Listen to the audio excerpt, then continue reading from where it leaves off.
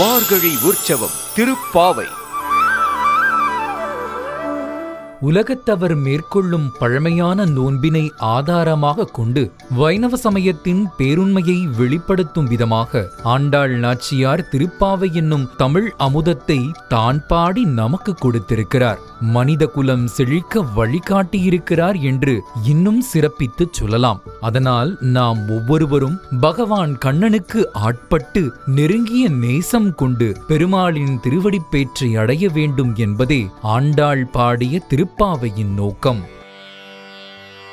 ஓங்கி உலகளந்த உத்தமன் பேர் பாடி நாங்கள் நம் பாவைக்கு சாற்றி நீராடினாள்.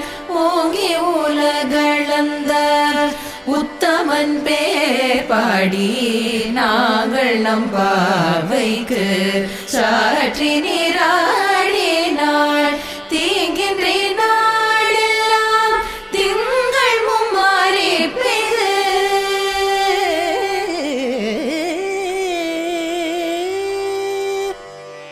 தீங்கின்றி நாடெல்லாம் திங்கள் மும்மாறி பெய்து ஓங்கு பெருஞ்சென்னல் ஊடு கயலுகள ஓங்கு பெருஞ்சென்னல் பூங்குவளை போதில் பொறிவண்டு கண்படுப்ப தேங்காதே புக்கிருந்து சீத்தமுலை பற்றி பூங்குவளை போதில் பொறிவண்டு கண்படுப்ப தேங்காதே புக்கிருந்து சீத்தமுலை பற்றி வாங்க கூட்டம் பசுக்கள் வாங்க கூடம் நிறைக்கும் வள்ளல் பெரும் பசுக்கள் நீங்காத செல்வம் நிறைந்தேலோரெம்பாவாய் நீங்காத செல்வம் நிறைந்தேலோரெம்பாவாய்.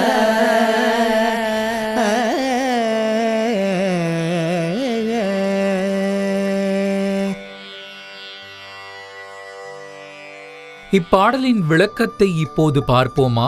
2ஆம் பாசுரத்தில் பாவையர்கள் பார்க்கடலில் பள்ளி கொண்டிருக்கும் பரமன் அடி பாடினார்கள். இந்த 3ஆம் பாடலில் பெருமாளின் வாமன அவதாரத்தை பாடுகிறார்கள்.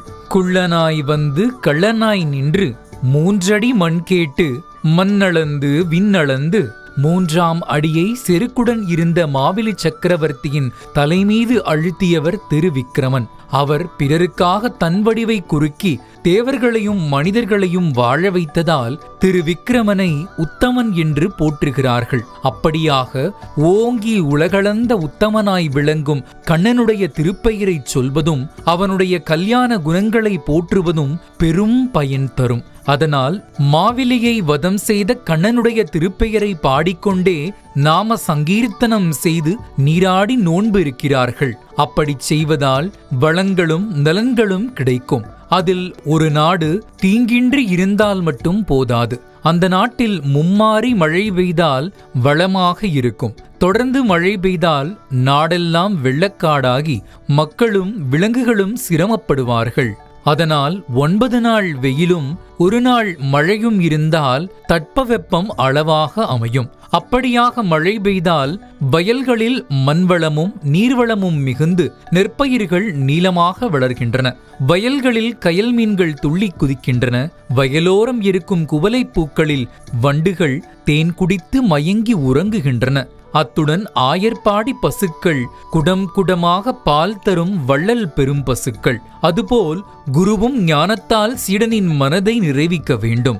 ஞானாசிரியனின் அடியை பற்றி கொண்டு ஞானப்பால் கறக்க முயல்பவனே சீடன் என்பதை இப்பாடல் மூலமாக நாம் புரிந்து கொள்ளலாம்.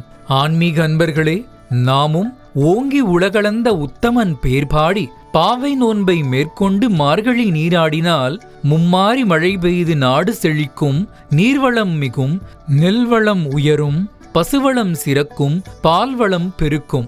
ஆன்மீக அன்பர்களே, நாமும் மார்கழியில் மகாவிஷ்ணுவை போற்றி பணிந்து புகழ்பாடி விரதமிருந்து பரிபூரண அருள் பெறுவோம். மார்கழி உற்சவம் திருப்பாவை.